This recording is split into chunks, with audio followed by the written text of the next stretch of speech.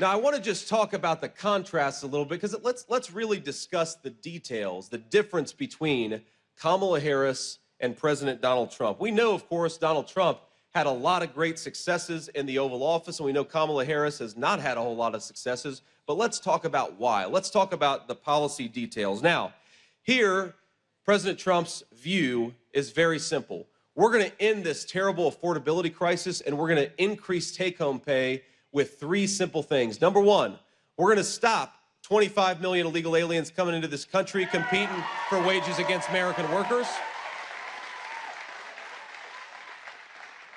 We're going to stop ridiculous job-killing regulations like the EV mandate. Let's buy American-made stuff, not Chinese-made stuff. And number three, we are going to drill, baby, drill. We got plenty of energy right here in Pennsylvania. Let's get it out of the ground with Pennsylvania workers. Now, here's the other thing that Kamala Harris wants to do. Kamala Harris thinks that instead of deporting illegal immigrants, we should be giving them amnesties. Does that sound like a good idea? Kamala Harris thinks that instead of unleashing Pennsylvania energy workers, we ought to buy energy from Iran and every tin-pot dictator all over the world. Is that a good idea?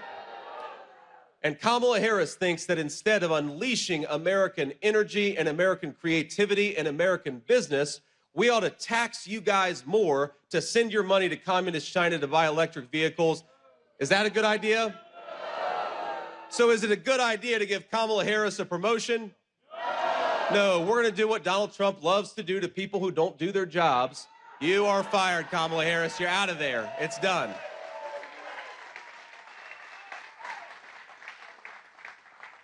Now, the president actually just called me. I was sitting back there backstage, and the president called me, and he said, you know, the crazy thing is, JD, that Kamala Harris, she's pretending that she agrees with us on everything. And if you look at her campaign the past week and a half, she pretends that she agrees with Donald J. Trump on every issue. She is running a copycat campaign. And I said, Mr. President, I think I figured out what's going on. She wants my job. She's realizing that they don't have any chance. She's going to ditch Tim Walz, and she wants to run alongside Donald Trump. She's pretending she agrees with you on everything, but we can't let her pretend, ladies and gentlemen. We have to remind people of the real record. Kamala Harris wants to defund the police. Kamala Harris wants to ban fracking. Kamala Harris wants to further entrench the EV mandate that sends your tax dollars to China instead of buying American-made cars from American workers. Kamala Harris has said all these things on videotape, and as much as she wants to pretend she agrees with Donald Trump, I have a suggestion, Kamala Harris. If you would like to enact the policies of Donald Trump, you could do it right now because you are the vice president. So do it right now. Don't pretend you're going to do it in 6 months.